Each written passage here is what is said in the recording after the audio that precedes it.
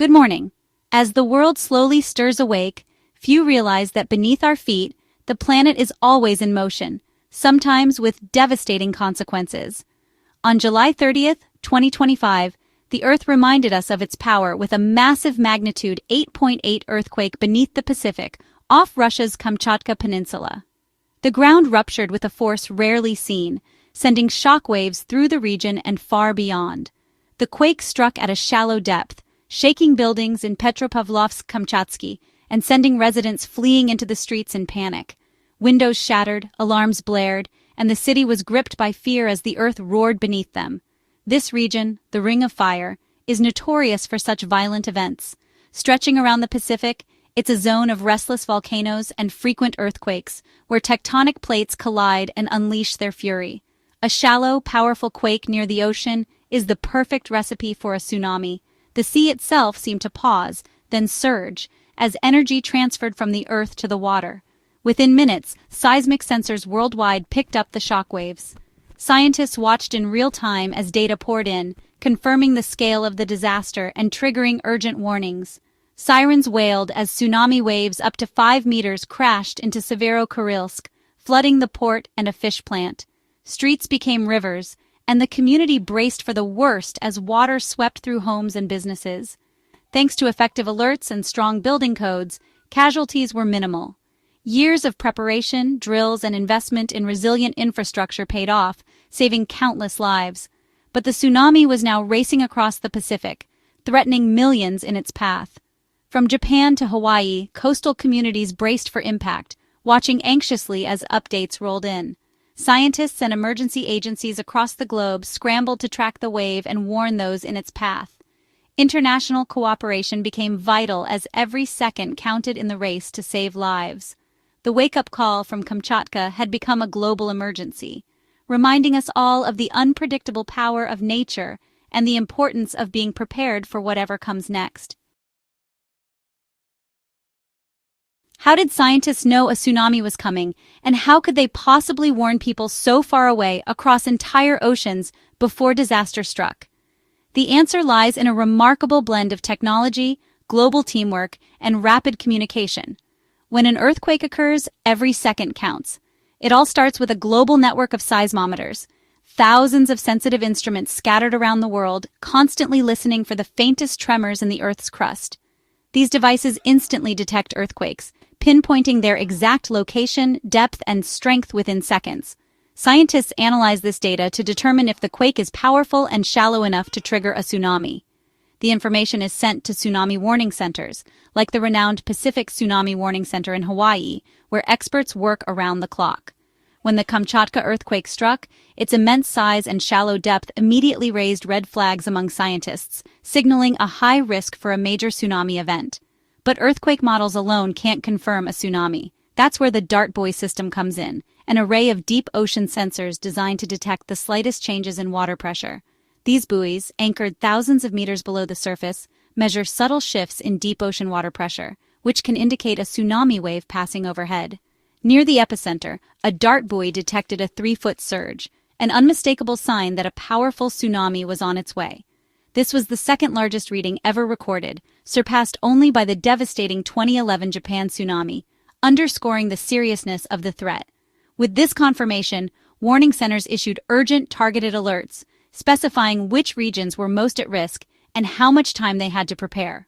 Real-time data from both seismometers and buoys allowed scientists to refine their forecasts, predicting not just arrival times, but also the expected height and impact of the waves for each coastline across the Pacific.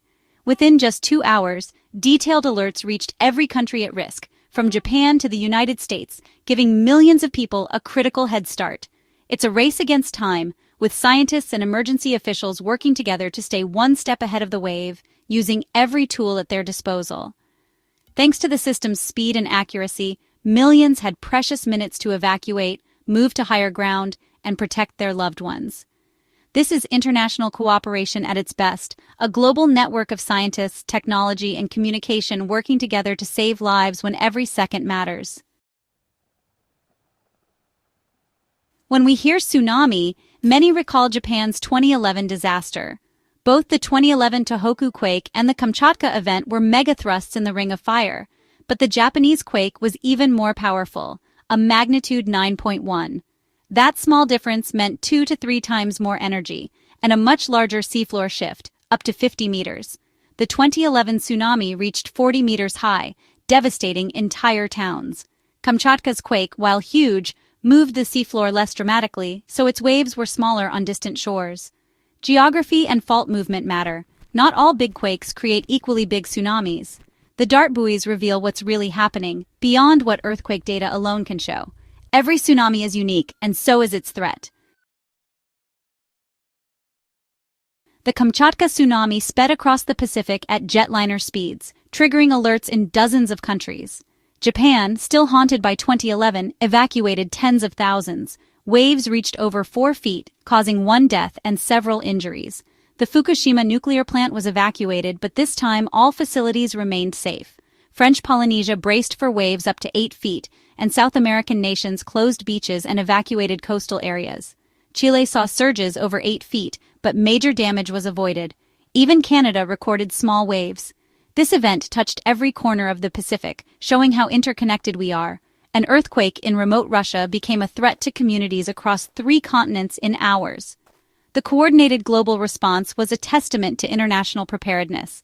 The Kamchatka quake sent not just waves, but a ripple of awareness around the world.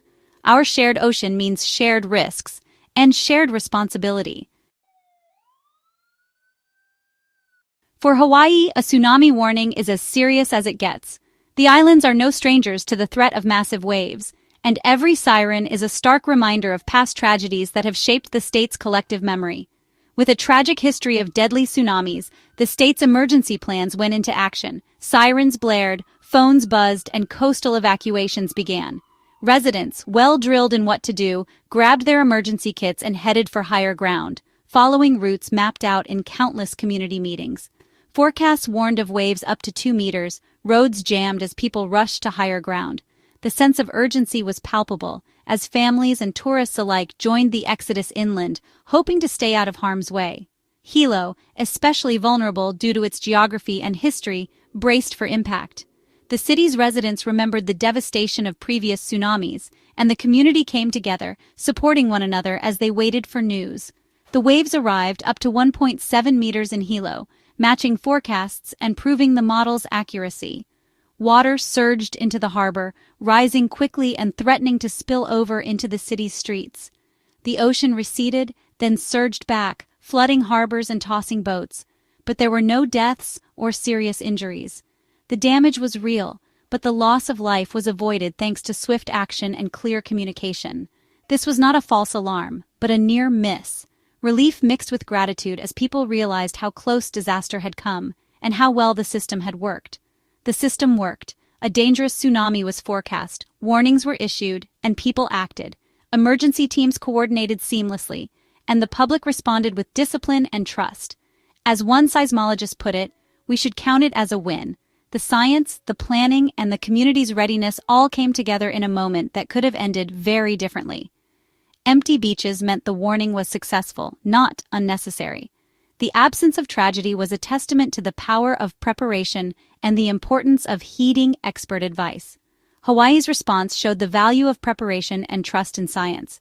Every drill, every meeting, and every alert had paid off when it mattered most. Sometimes, success is measured by what doesn't happen. In this case, the story of a near miss became a story of resilience, community, and hope for the future. The tsunami warning reached the U.S. West Coast, putting California, Oregon, and Washington on alert. While waves were smaller than in Hawaii, the threat was real, especially with the looming risk of the Cascadia subduction zone. Beaches closed, harbors evacuated, and officials urged everyone to stay away from the shore. Even small tsunami waves can create deadly currents and flooding. In California, sea level rose about 0.5 meters, subtle, but enough to disrupt harbors and test emergency plans. The event became a real-world drill, testing communication and public awareness. For many, it was their first tsunami warning, a vital lesson in preparedness. The experience built a culture of safety for the inevitable big one. The warning wasn't a mistake, it was a demonstration of readiness. The West Coast got a valuable preview of what a local megaquake could bring. Practice now means survival later. A tsunami isn't just a big wave, it's a surge of the entire ocean, from seafloor to surface. When a dart buoy measures a 3-foot rise, it's the whole ocean column moving, not just the surface. As this bulge nears shore, it slows and grows taller, sometimes becoming a wall of water. But often a tsunami arrives as a rapid, relentless flood, not a breaking wave. Even a 2-meter tsunami is a massive, unstoppable surge, flooding far inland and carrying debris with deadly force. The danger is in the water's momentum, not just its height. Tsunamis come in waves, sometimes hours apart, and the first isn't always the biggest. That's why warnings last for hours, and why returning too soon is so dangerous. Understanding tsunami's true nature is key to survival. Every warning must be taken seriously. Lives depend on it. Some may call the Kamchatka tsunami warning an overreaction, but experts call it a triumph. The international warning system worked flawlessly, saving lives across the Pacific. From quake detection to dart confirmation to accurate forecasts, the system delivered. Decades of investment and cooperation paid off. Warnings are intentionally cautious. Better safe than sorry. Hawaii's forecast was nearly perfect, proving the science works. The real success is in the empty beaches and safe communities. This event should build public trust in the system. When the sirens sound, it's for a real, verified threat.